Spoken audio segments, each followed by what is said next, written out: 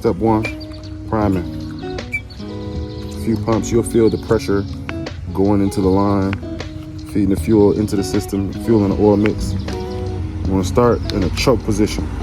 It's constricting the line. Make sure the fuel and the oil is getting delivered a little bit more efficiently. And after we finish, we crank this bad boy just like a lawnmower.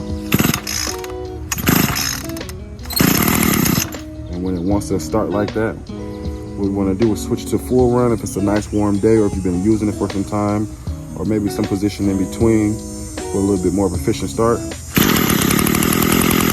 it run for a few seconds, move it to run, and you're officially ready to go.